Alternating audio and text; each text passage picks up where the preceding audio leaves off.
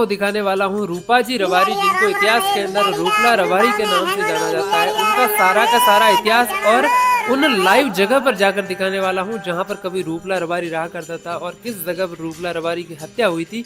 वो सारी चीजें इस वीडियो के अंदर मैं आज लाइव उन जगह पर जाकर दिखाने वाला हूँ। साथ ही आपको जो करतिंग सा देवड़ा थे जिनके द्वारा रूपला रबारी की हत्या की गई थी, उनका रावड़ा आज किस हालत में है, वो सारी चीजें इस वीडियो के अंदर अपन देखने वाले हैं। तो सबसे पहले इतिहास के साथ में शुरू करते हैं कि रूपला रबारी का जन्म कहाँ पर हुआ था।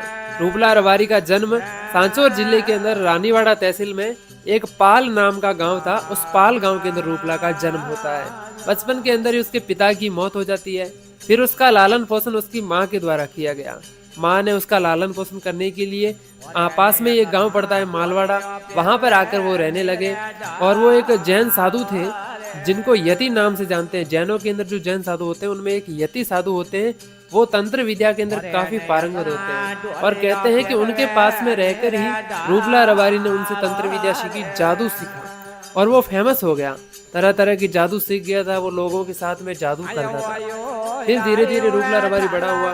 उसने अपनी गाय खरीदी, भैंसें खरीदी और एक बड़ी रेवड़ बना दी। और इतनी बड़ी रेवड़ बनाई कि उनका ध्यान रखने के लिए उसने जो सिंधी लोग थे उनको नौकरी पे रखा। सिंधी लोग जो है वो लड़ाई करने के अंदर भी काफी पारंगत थे। तो ऐसे लोगों को रूपला रबारी ने अपनी एवड़ के अंदर उन पशुओं की निगरानी के लिए उनको नौकरी पे रखा।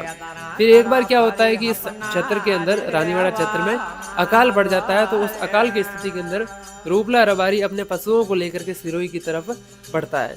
सिरोही के अंदर एक ठिकाना है निम्बज, वहां पर गया और वहां के ठाकुर साहब थे मोहम्मद सिंह जी, उनसे मिला और उनसे कहा कि ठाकुर साहब हमारे उधर अकाल पड़ गया है और मैं यहाँ पशुओं को सराने के लिए लेकर आया हूँ, तो आप हमारे लिए चारागाह भूमि जो है, पशुओं को सराने की भूमि, वो उपलब्ध करवाइए, हम आपको पैसे दे देते हैं। तो कहते हैं कि 300 रुपए के अंदर ठाकुर मोहम्मद सिंह जी के द्वारा रूपला रबारी को जो नाड़ क्षेत्र था कैंचवा के आसपास का, कैंचवा गांव के आसपास का क्षेत्र था, वो रूपला रबारी को दिया गया पशुओं को सराहने के लिए किराए पर। और रूपला रबारी ने वो जो 300 रुपए दिए, 300 सिक्के दिए, तो ठाकुर साहब से कहा कि इनको 1 महीने के अंदर ही खर्च कर लेना, नहीं तो 1 महीने बाद में ये रुपए आपके कोई काम के नहीं रहेंगे। तो ठाकुर साहब ने 299 रुपए तो खर्च कर लिए और एक सिक्का जो था उसको बचा लिया कि भाई देखते हैं क्या होता है।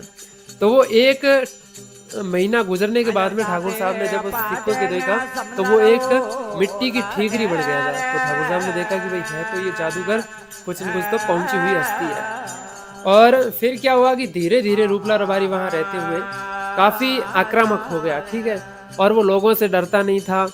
लोगों की खड़ी फसलों के अंदर अपने पशुओं को सरा लेता था।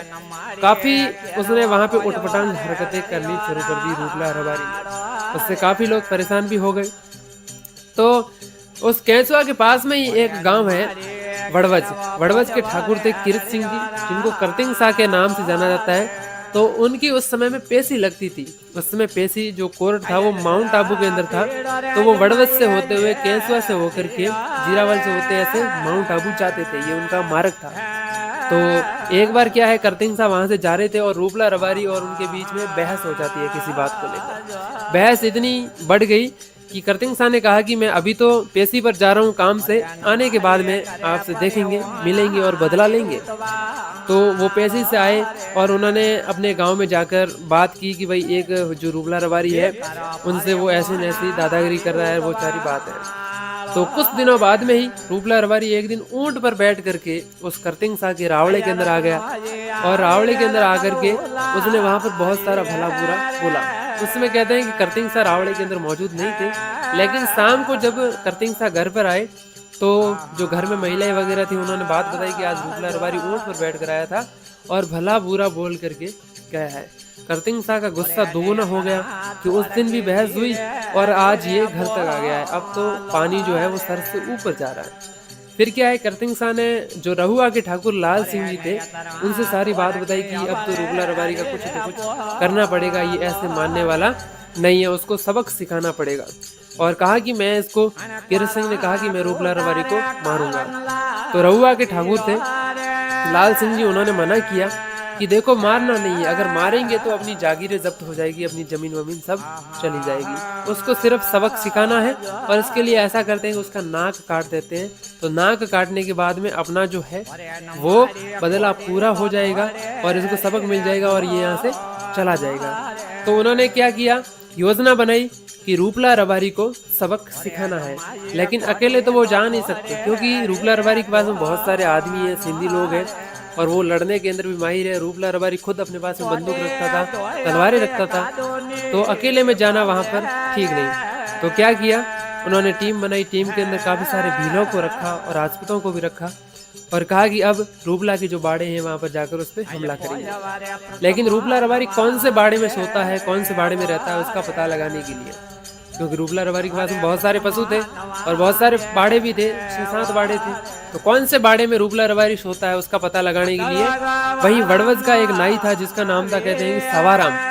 सवाराम नाम का एक नाई था, उसको भेजा पता लगाने के लिए और उसने सारी जानकारी ला करके उनको बताई कि रूपला रबारी उस बाड़े में सोता है और आप वहां से होकर के वहां पर जा सकते हो। सारी जानकारी दे दी सवाराम ने। कहते हैं कि सवाराम नाई की अभी 5-6 साल पहले ही मौत हुई है, अभी तक वो जीवित थे सवाराम। फिर क्या हुआ, रूपला रबारी अपने पास में एक जादू की पेटी रखता था, उसमें जादू की पेटी उसके पास में रहती थी। तब तक वो बहुत ही खतरनाक होता था, लेकिन जादू की पेटी जब उसके पास में नहीं है तो वो फायदा मिला करतिंगसा वगैरह को।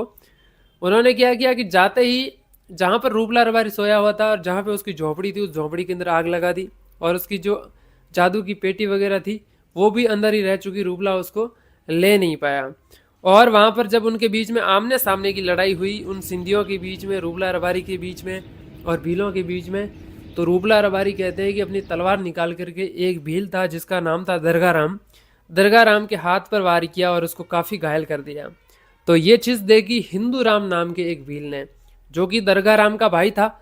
तो हिंदू राम ने देखा कि मेरे भाई को रूपला ने घायल कर दिया है, अब मैं इसका बदला लूंगा, अब मैं इसको मारूंगा।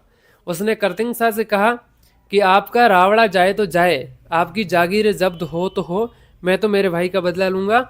और कहते हैं कि हिंदू राम ने उसी समय वहां पर रूपला रबारी को गोली मार दी और गोली लगते ही रूपला रबारी जो है वो सुरक्षित। फिर जो किरत सिंह वगैरह से वो सारे वहां से फरार हो जाते हैं और कहते हैं कि लगभग 6 महीने तक पूरा वड़वज गांव जो है वो खाली हो गया था, सुनसान हो गया था और पुलिस की चावनी बन गई थी।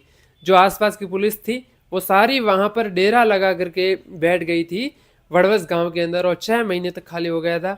उस दौरान वो रहुआ जा करके रहे होंगे। फिर क्या होता है कि ये बात आगे बढ़ती नहीं है, फिर इस बात का कुछ आगे रिजल्ट नहीं निकलता है, मामला शांत हो जाता है, इस बात को आगे खींचने वाला कोई था नहीं। और फिर अपन देख सकते हैं कि यहाँ पर किरत सिंह की ये छतरी भी बनी हुई है जो कि वड़वज गांव के अंदर बीचों बीच है। तो इसका मतलब साफ है कि उस बात का फिर आगे कोई नतीजा निकला नहीं। अब कुछ भी कहें तो थे दोनों बहादुर, इतिहास बहादुरों का ही लिखा जाता है। रूपला रबारी भी बहादुर थे, किरत सिंह देवड़ा भी बहादुर थे और बहादुर का बहादुर से सामना हुआ, कोई ना कोई तो नतीजा निकलता ही है। कुछ भी कह सकते हैं, कैसे भी हुआ हो, लेकिन ये इतिहास की एक घटना है, 2 वीरों की घटना है।